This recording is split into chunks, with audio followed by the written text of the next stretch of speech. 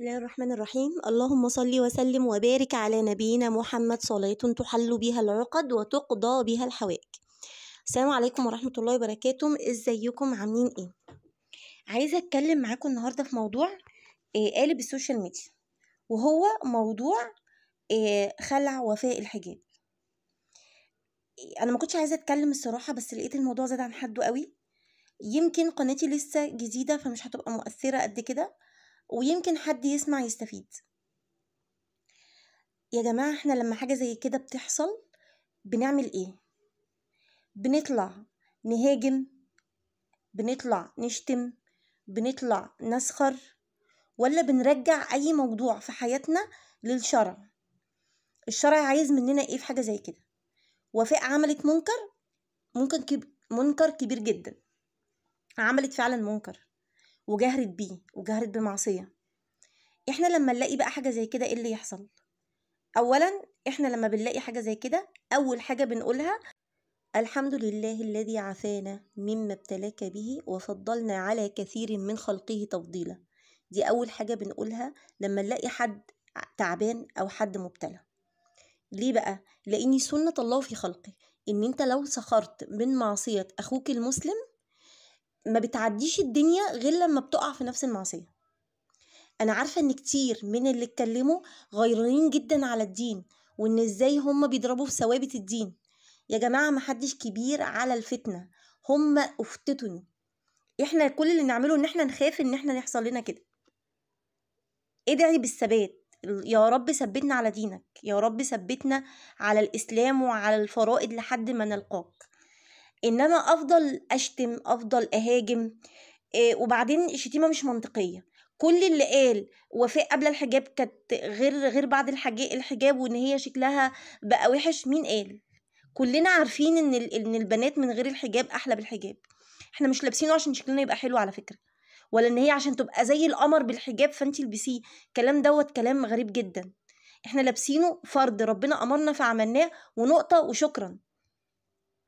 مش ان انا بقى، طب ما هي بقى ما كتير هيقولوا لها لا انت شكلك كده احلى، فهي الحكاية تبقى احلى او اوحش، او لما انتوا تقولوا لها انت شكلك كان الاول احلى فتقوم لابساه. ايه المنطق في كده؟ اما بقى اللي بيسخر من خلق ربنا وانتي كارتة، انتي عندك ضب، انتي مش عارفة ايه الكلام ده؟ انت كده وقعت في معصية، ووقعت في كبيرة ان انت بتغتاب غيرك، او ان انت بتأذيه بالكلام. وفاء مسلمة بنحبها عشان هي مسلمة، وبنكره المعصية اللي عملتها. بتجاهر بمعصية، احنا نطلع نقول ان ده منكر، بس احنا ازاي؟ احنا بنأمر بمعروف وننهى عن المنكر بمعروف. مراتب الامر والنهي عن المنكر اللي الكل عارفها. هنغير المنكر بايدينا وولاد امر. ديت الجرائم اللي بتحصل، ولاد الامر بيمسكوا العمل كده، وديت هم بيغيروا بايديهم باللسان. للناس اللي مش هتغير بايدينا هننصحهم، او هنقول له اتقي الله في نفسك بلهجه شديده. هنطلع نقول لها: يا وفاء اتقي الله في نفسك، اللي عملتيه دي معصيه كبيره جدا، وكمان مش قاصره عليكي، ده انت في ملايين بيشوفوكي في الوطن العربي وغيره. فاتقي الله في نفسك وارجعي لربنا، والكلام بالراحه ممكن يأثر فيها اكتر. انما اطلع هاجم، طب ما هي هتعند، انت استفدت ايه؟ يعني هل انت كده قدام ربنا انا عملت اللي عليا وشتمت وعملت وكده يبقى انت كده خدت اجر؟ لا. لو انت فعلا بتبتغي الاجر، مش بتبتغي ان انت تعمل شو خلاص، يبقى هتطلع تؤمر بالمعروف وتنهى عن المنكر زي ما ربنا امرك بمعروف برضو.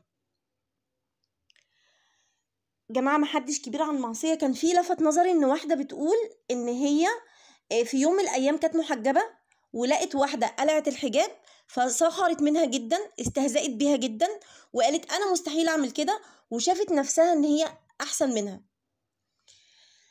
ما عداش الزمن غير وهي نفسها ابتليت بنفس المعصية دي وقلعت الحجاب. فاللي انا عايزة اقوله، احنا اللي ملتزم بحجابه دوت بستر من ربنا، مش بشطارة مننا، مش ان احنا يعني اللي ما حصلش والناس كلها اللي هي عاملين معصية دولت احنا في مرتبة احسن، او احنا كده. لا، احنا كده بستر ربنا. يا رب ارزقنا بس شكر النعمة والثبات.